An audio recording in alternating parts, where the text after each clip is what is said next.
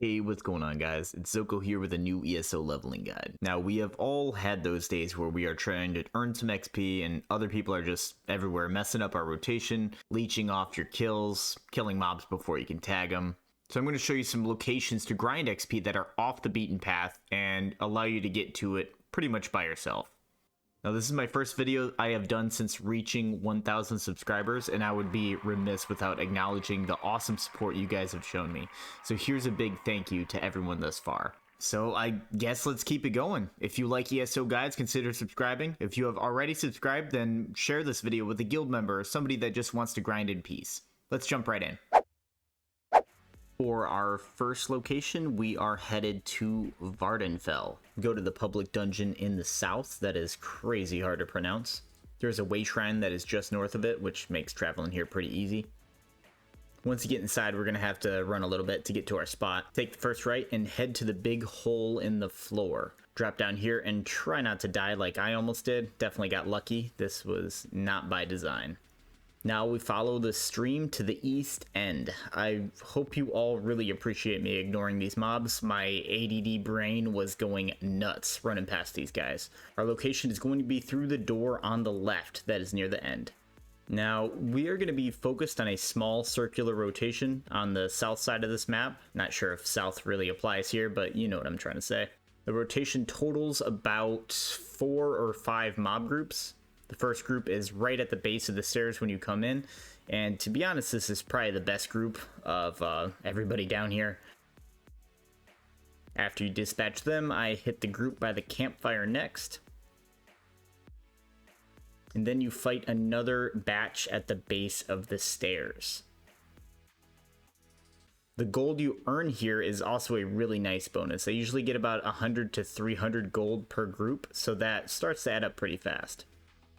Moving on, we have 2 groups of different Dwemer enemies. I tried doing them at the same time before, but I thought it worked best keeping them separate. Now we have to double back a bit for our last group that is behind this structure. There's a couple of elites, which makes this one rival that first group. The fact that you double back on yourself a little bit in this route definitely is the biggest drawback for it. Once you're done, squeeze through this crack and you're back where you started. You will probably pull that campfire group when you come back through this way, but that's obviously not a problem because you were going to fight them anyway. And that does it for the first rotation. The spot is very out of the way. You make some nice gold and XP, but I would prefer it to be a bit more efficient. Either way, it's not a bad location at all. Next up, we have a camp to the west of the Bandaari trading post in Malabal Tor. The enemies here are going to be neutral, so they won't aggro automatically. Having an AoE effect on you like Solar Barrage or Hurricane will really help to pull them as you run past the enemies.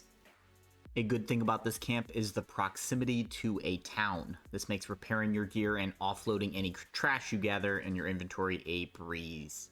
Something I like about this camp also is it is right across the river from a delve and a dolmen. So if you ever get kind of bored of this, or maybe that dolmen pops up and you're, just keeping it moving, you can just run over there, do that real quick for a little bit of an XP boost.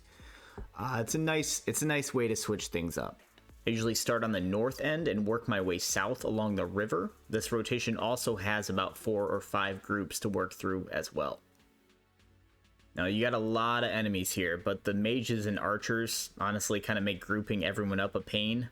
If you make use of any trees, rocks, and the tents you see around, you can force the ranged enemies to try and close the gap so that they can attack you. Or sometimes they'll just shoot you right through the rock. After the second group along the river, you're going to move up the hill to fight 2 more mobs, which will end up bringing you back to the beginning. Like any good grinding rotation, by the time you get back to the beginning, the other enemies should have respawned and you just start your way back through all over again. Our next grinding location has us headed to Reaper's March, to the town of Dune, which is being overrun by Daedra. For the rotation here, we're basically circling the buildings that are on the north side of Dune. The spot is kind of nice because it allows you to be a little bit lazy.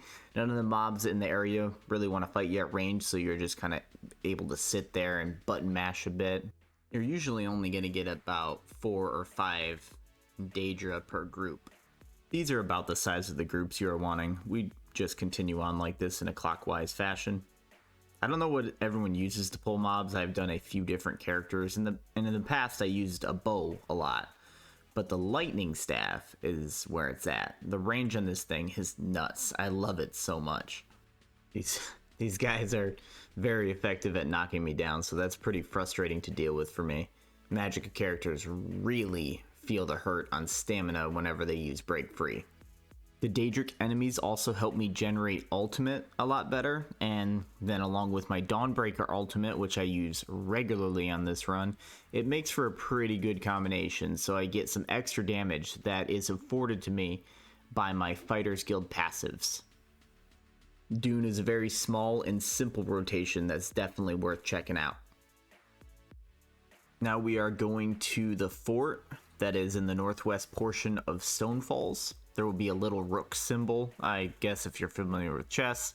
Kind of showing how nerdy I am right now with that comment, but whatever.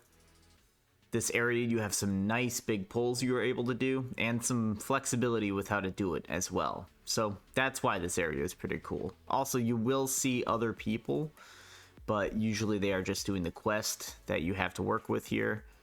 Like most areas, we're just going to be following a circular loop.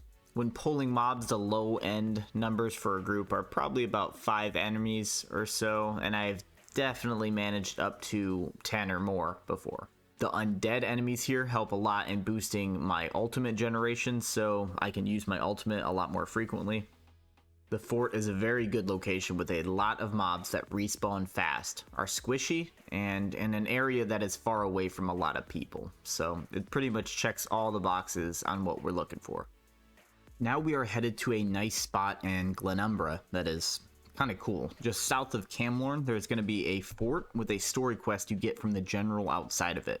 We're going to be taking advantage of this quest line for the grinding location, but stopping short of completing it so we can just continue running it over and over again.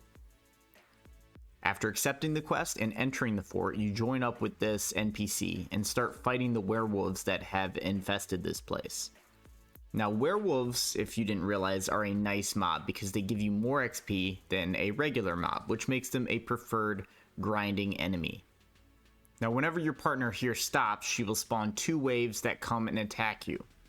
Leading up to that point, I try and pull any other werewolves around in the area. If they are fighting another NPC, their attention can be sometimes a little hard to pull, so having a ranged taunt like Inner Fire will be very helpful. For my character, which is a Magicka Templar, my workaround has been to drop shards on top of the werewolves, and eventually that pisses them off enough to come and attack me. After the 3rd stop, you will be asked to talk to the general, which you should not do. Instead, run back the way you came and kill the werewolves that have respawned. Afterwards, go out the door, or you can go up and over the fence. You drop the quest and restart the process. When you get back inside, the wolves you have just killed probably won't have respawned a second time, but the waves that attack the soldier you link up with are associated with the quest, hence why you restart it. Our final area today brings us to the swampy and oh so sticky region of Shadowfen. On the south end of that region, there is a spot called Deep Graves. It's going to have a little coffin on the map as its indicator. This grinding spot, we are focusing on wisps and any other mobs we can pull in to kill, like snakes or even a few guar mobs if they wander in too close. Now, what's nice about this spot is something that was very annoying in a few of the previous locations. Pretty much all of the groups here are melee only, so just catch their attention and you are pretty much good to go, and they just come right to you. On my route here, I tend to do a clockwise rotation around the map icon, and like with any of these spots, I can show you the gist of how it will work, but the best way to learn it is to come and see for yourself. There is one spot here I will give some advice on though. When you get to the south side of this area, come through in this little valley. Don't go around the side with the river or shore or whatever that is. If you go down by the river, you end up way out of your way, and then you fight some people that have some of those pesky ranged abilities we were so happy to be rid of when we came here in the first place. But honestly, that pretty much does it for here. If you guys want to earn some gold, check out this video for an awesome farming route you should try. And again, consider subscribing if you like ESO and other RPG games. Until next time.